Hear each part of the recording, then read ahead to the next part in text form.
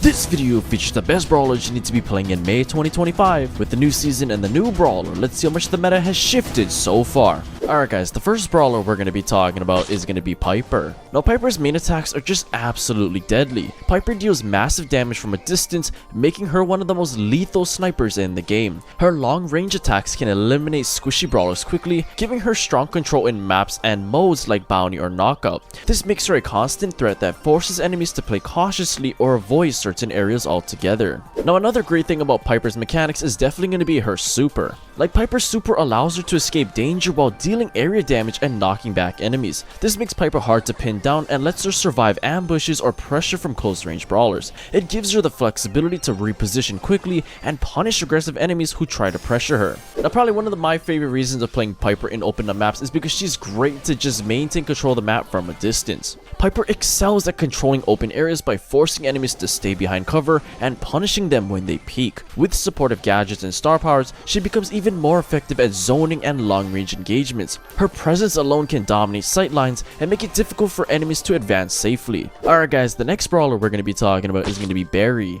Now people really underestimate Barry because he is a thrower, but he is extremely good and annoying to deal with. Barry is basically a better version of Barley, so you want to cover as much ground as possible to stop the enemies from crossing a choke point or getting to whatever the objective is during the match. Remember that Barry is technically considered a support brawler because that's the class he belongs to, so use your attacks to heal up your teammates for the next 6 seconds or even use it on yourself to keep yourself alive. Now what's great about Barry's super is you can use it to heal up not only your teammates but heal up yourself as well. This is something that makes Barry extremely frustrating to deal with. Even if Barry isn't hitting shots onto the enemies, he can still heal his teammates and charge up his super at the same time. Like, who thought that was a good idea? If you can somehow position yourself to use your super so you can travel over both of your teammates, this will help them stay alive, but also get you the most amount of value out of your super. Now if you guys thought Barry was already irritating, something that just pushes him over the top is going to be his Floor's Fine star power. Having that increased reload speed by 50% will make it easier for Barry to keep parts of the map locked down with his ice cream and help him get more kills. If you have the ammo to spare, standing on your own ice cream puddles can be a useful strategy to ensure that you're constantly getting all the buffs possible to help you win the game. Alright guys, the next brawler we're going to be talking about, this might shock a lot of people, but it's actually going to be Mo. Now definitely one of the best parts about Mo's entire kit is going to be his super. After Mo exits his driller, his ammo count is set to the proportion he had before he used his super. When using the driller aggressively, always make sure to have ammo before you use your super to ensure Mo is not helpless if you need to exit it. This is important because Mo can barely complete his attack in the driller form, so it is best to damage enemies for a bit and then escape using the speed boost gained while attacking before he turns back into his normal form. Now when using your super, I recommend trying to hit the enemies at the tip of your super's range. If you can hit an enemy or two while you're underground, that's great in itself, right? But if you can hit an enemy on the way to an enemy and then deal damage when you pop up out of the ground, that is going to be an insane amount of damage you can deal with just one super. If you want to stop your super early, just spam your super button when you want your drill to stop. Now something that will help you guys charge up your super faster and just deal more damage consistently with his main attacks is running his Skipping Stone star power. Something I discussed in my Mo guide was the inconsistencies with his main attack. It's very particular in the way you need to hit the enemy to deal more damage, which is kind of annoying sometimes. But with an additional skip of the stone splitting thanks to this star power, this could help you chip away at the enemies much easier or just deal more consistent damage from the mid range. Alright guys, the next brawler we're going to be talking about is going to be Lou. Now Lou's frost mechanic is extremely annoying to deal with. Lou's frost can freeze the enemy team, in which when playing certain 3v3 modes like gem grab, it can give Lou and his team an advantage. In gem grab, he can freeze the enemy gem carrier and the gem carrier will be prone to defeat. With this super and his super cool star power, it will become riskier for the enemy team to collect gems while allowing Lou and his allies to collect gems with ease, mostly because enemies are more vulnerable to being stunned and defeated while on the gem mine. Now yes, definitely something that makes Lou incredibly strong in this meta is going to be his super. Like, it is so incredibly strong. Since his super makes enemies slow down and makes maneuvering harder, enemies will attempt to escape by moving in the same direction, which makes attacks easier to hit and enemy movements to be more predictable. With his super cool star power, this is better justified and more frivolous to enemies because if they're stacked with the attacks and super, they'll be quickly stunned and defeated, not to mention they'll also have trouble maneuvering. And of course, if Lou's super wasn't good enough, I mean, he just has a ridiculously good build as well.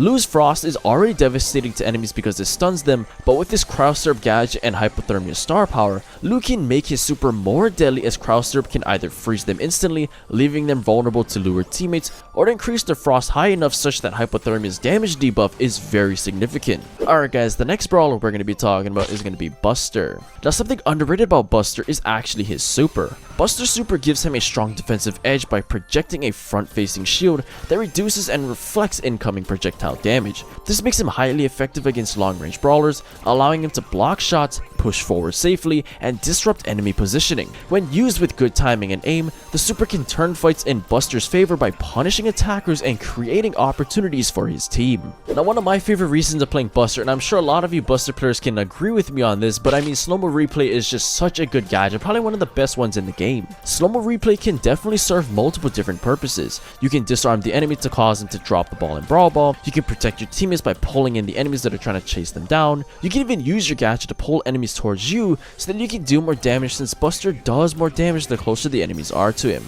Now those of you guys that adapt more of an aggressive playstyle and love playing Buster that way, I mean this is another reason why Buster really shines in this meta. Buster is ideal for aggressive playstyles due to his high close range damage, slowing gadget, and protective super, and this makes him effective at initiating fights and disrupting enemies. His abilities let him pressure opponents, lead pushes, and control areas in fast-paced modes like Brawl Ball. This aggressive toolkit allows Buster to dominate the front line, snowball map control, and create opportunities for his team to secure objectives. Alright guys, the next brawler we're going to be talking about is going to be Janet. Now Janet's main attack is decent considering she is a marksman. Janet's main attack increases in range the longer you hold it, making her adaptable in both close range and long range combat. This versatility allows her to apply pressure in various situations, control space, and adjust to different map conditions and opponents. Her ability to choose between different attack ranges gives her an edge in both aggressive and defensive playstyles. Now another great mechanic about Janet's kit is definitely going to be her super, like it makes her a lot more mobile. Janet's super lets her launch into the air, becoming untargetable while dealing damage to enemies below. This provides exceptional mobility and survivability, allowing her to escape danger, avoid attacks, and deal damage in critical moments. Her super also gives her the ability to reposition strategically, making her difficult to catch or eliminate. Now just like Lu, Janet has a very strong build as well for both star powers and gadgets. Janet's gadgets and star powers enhance her control and survivability, offering tools to scout, slow enemies, or boost movement. These abilities make her a well-rounded brawler who can support her team and disrupt opponents, excelling in both solo and team fights. Her combination of utility and damage makes her an essential asset in most game modes, providing both offensive and defensive support.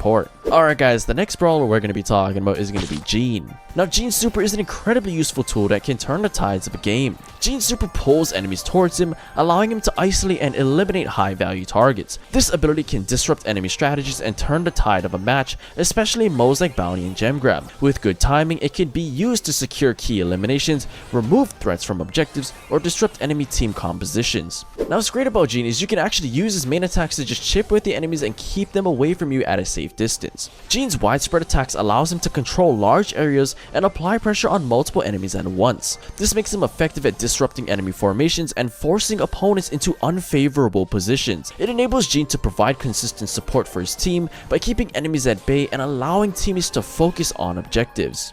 Now I personally love playing Jean just because I get to use the Magic Puff star power and keep my teammates alive. Jean's Magic Puff star power heals nearby allies, making him a strong support brawler. This healing boosts his team's survivability, helping them stay in fights longer and improving their chances in team engagements. It also ensures that Jean's team can maintain offensive pressure while minimizing downtime due to health regeneration. Alright guys, the next brawler we're going to be talking about, this might be another shocker, but it's actually Jae Young. Now first off, let's go ahead and go over a tip for his work mode, which is where he creates a slipstream and gives you and your teammates a speed boost. This main attack is very fun to use because who doesn't want to move faster throughout the match? Every time you fire your main attack, you give yourself the opportunity to increase your reload speed and travel across the map quicker, or help you dodge incoming projectiles. It could cause pressure onto the enemy team and force them to give up control of the map. Now next, let's go over a tip for his party mode, which is where he throws a bottle that heals his teammates but also deals more damage to the enemies. This main attack may not be as fun as the slipstreams in work mode, but this main attack is what makes Jae Young a great support brawler. He can heal quite a bit per main attack at max level and keep his his teammates alive to continue the aggression throughout the match.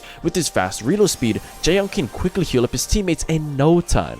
Now since Jaeyoung is a support brawler, you need to prioritize healing up your teammates above all. An amateur mistake I always see is that people not only play Jaeyoung like a damage dealer, but any support brawler like a damage dealer in general. Your job as a support brawler is to support your teammates. Whether the situation calls for a speed boost or an instant heal, you need to prioritize that first and foremost, especially with a brawler like Jaeyoung. Alright guys, the next brawler we're going to be talking about is going to be Carl. Now one of the best parts about Carl's kit is of course his super. This gives him excellent mobility to close gaps, escape danger, and initiate attacks, and this makes him unpredictable and hard to catch. His super also allows him to navigate through obstacles, which is useful in maps with tight spaces or when engaging enemies in tricky positions. Now I know everybody loves talking about Carl's super and how great it is, but actually his main attack is pretty good as well. Carl's main attack has great range and a unique curved trajectory, allowing him to hit enemies around obstacles. This makes him effective at controlling areas and attacking from a distance, even when enemies are behind cover.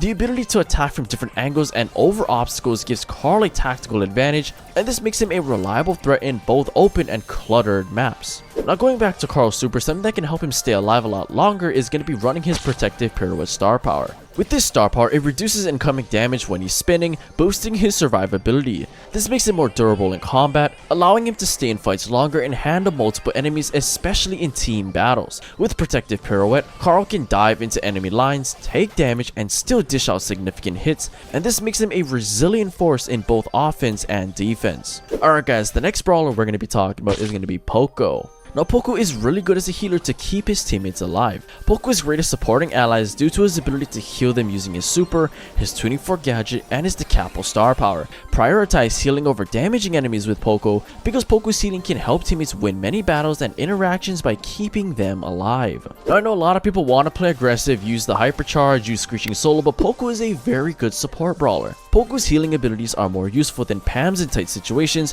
when you or your teammates are on low health, as Pam's super takes time. However, Poco's super is more instant and occurs in a much larger area. This makes his healing considerably more useful than Pam's in offense and survival oriented modes like Bounty, where teammates cannot afford to stay near Pam's super for long. Well anyway guys, if you guys enjoyed that video, I highly recommend you go check out this video right here.